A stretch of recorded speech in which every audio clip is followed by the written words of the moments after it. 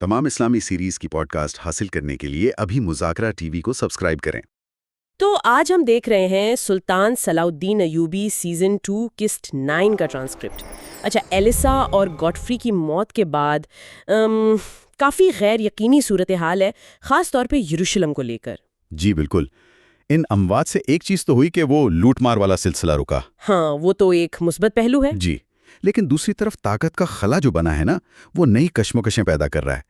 اب صلاح الدین پر ذمہ داری بہت بڑھ گئی ہے امن قائم رکھنے کی، اور لگتا ہے یہ خلا پر کرنے کی دوڑ فوراً شروع ہو گئی ہے۔ ولیم وہ تو پوری طرح میدان میں ہے۔ ٹرانسکرپٹ میں صاف لکھا ہے کہ وہ صرف اثر نہیں چاہتا۔ نہیں، اثر سے آگے کی بات ہے۔ ہاں، وہ ایبیلین خاندان کو تاریخ سے مٹانے پر تلا ہوا ہے۔ کہتا ہے کہ وہ قدس کے لیے ہمیشہ رکاوٹ رہے۔ بالکل، یہ صرف سیاسی چال نہیں لگتی، یہ تو جیسے تاریخ کو اپنی مرضی سے لکھنے کی کوشش ہے۔ ولیم چاہتا ہے کہ کوئی ایسا بادشاہ آئے جو اس کے اشاروں پر چلے اور ایبیلین کا نام تک مٹا دے۔ اور بیلین کی واپسی کا ڈر اسے سب سے زیادہ ہے نا؟ یقیناً، بلین اس کے منصوبے کے لیے سب سے بڑا خطرہ ہے، لیکن خطرہ صرف بلین کو نہیں ہے۔ اچھا، کس کو؟ صلاح الدین خود نشانے پر ہے۔ ٹرانسکرپٹ میں ذکر ہے ایک کرائے کے قاتل کا، شاید نام جمشید ہے۔ اوہ، صلاح الدین کو قتل کرنے کے لیے؟ جی، اور جس طرح قیمت پر بات ہو رہی ہے اور صلاح الدین کو مشکل شکار کہا جا رہا ہے، اس سے لگتا ہے یہ کوئی معمولی منصوبہ نہیں۔ مطلب دشمن اب آخری حد تک جا رہے ہیں؟ جی، ایسا ہی لگتا ہے۔ یہ اب صرف سیاسی مخالفت نہیں رہی، یہ جان کا خطرہ بن گیا ہے۔ اور اسی دوران شرکوا کی اپنی پریشانی چل رہی ہے۔ ہاں، وہ سونے والی بات۔ جی، نور الدین کو سونا بھیجنا ہے، خزانہ ہے نہیں، اور ساری امیدیں اب وہ ترغام کے چھپائے ہوئے سونے پر ہیں، جس کے لیے پہلے جوہر کو ڈھونڈنا ہے۔ دیکھیں، یہ سونے کی تلاش صرف کوئی سائیڈ سٹوری نہیں ہے، یہ اصل میں وسائل پر کنٹرول کی جنگ ہے، اور یہ شرکوہ کی اپنی ترجیحات اور اس پر جو دباؤ ہے اسے بھی دکھاتی ہے۔ صحیح، وہ نور الدین کی مدد تو کرنا چاہتا ہے، لیکن اس کے لیے اسے ہر حربہ استعمال کرنا پڑ رہا ہے۔ بالکل۔ اچھا، ان سب سازشوں اور دباؤ کے بیچ میں صلاح الدین کی قیادت کیسے نظر آ رہی ہے؟ وہ انتظامی معاملات بھی دیکھ رہا ہے، تاجروں کا محصول کم کر رہا ہے، ایک تباہ شدہ چرچ کی تعمیر کا وعدہ۔ جی، یہ بہت اہم ہے۔ یہ ایک ایسے حکمران کی تصویر بناتی ہے جو صرف جنگجو نہیں ہے، وہ منتظم بھی ہے، منصف بھی۔ جب وہ کہتا ہے ہمارے لیے سب برابر ہیں۔ ہاں، اور یہ صرف الفاظ نہیں لگتے، اس کے عمل سے ظاہر ہوتا ہے، یہاں تک کہ وہ ایک پینٹر کو اپنا پورٹریٹ بنانے کی اجازت دیتا ہے۔ یہ ایک طرح کا اعتماد دکھاتا ہے۔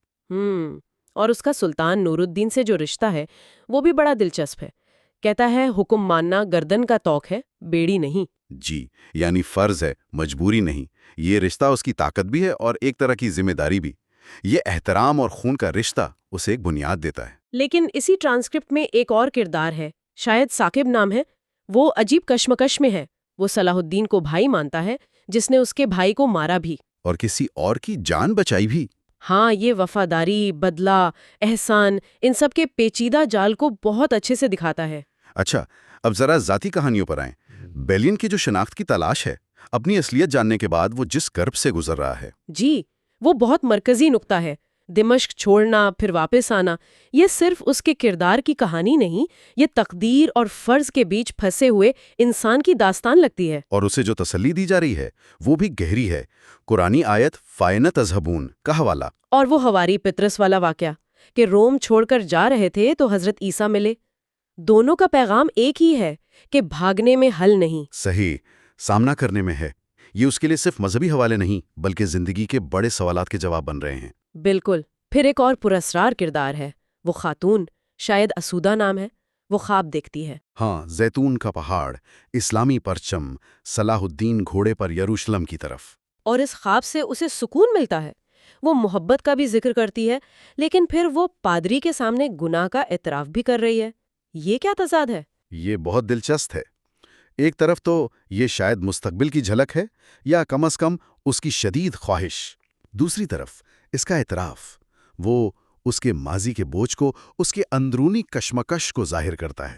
مطلب وہ صلاح الدین کی کامیابی تو چاہتی ہے، مگر شاید اس کامیابی کی قیمت سے بھی واقف ہے یا ڈرتی ہے؟ ہو سکتا ہے اس کا کردار تقدیر، محبت اور ضمیر کے درمیان ایک جنگ کا میدان لگتا ہے۔ اور آخر میں وہ بازار والا سین، جمشید خنجر بیچ رہا ہے، قیمت پر بحث ہو رہی ہے۔ جی، وہ روزمرہ زندگی کی ایک جھلک تو ہے، لیکن شاید اس سے زیادہ بھی کچھ ہے۔ کیا مطلب؟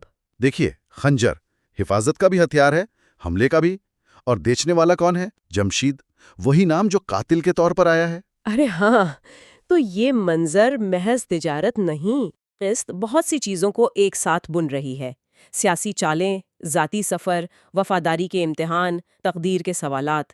صلاح الدین قیادت کے چیلنجز اور ذاتی خطرات کا سامنا کر رہا ہے۔ جی بالکل، اور باقی کردار اپنی راہ، اپنا مطلب تلاش کر رہے ہیں۔ اور یہ ہمیں اس سوال پر چھوڑ جاتی ہے کہ ان کرداروں کے فیصلے کتنے ان کے اپنے ہیں اور کتنے حالات یا تقدیر کا نتیجہ۔ خاص طور پر بیلین اور وہ خواب دیکھنے والی خاتون کے لیے، کیا ان کا راستہ لکھا جا چکا ہے یا ان کے انتخاب کہانی کو کوئی نیا موڑ دیں گے؟ یہ دیکھنا واقعی دلچسپ ہوگا۔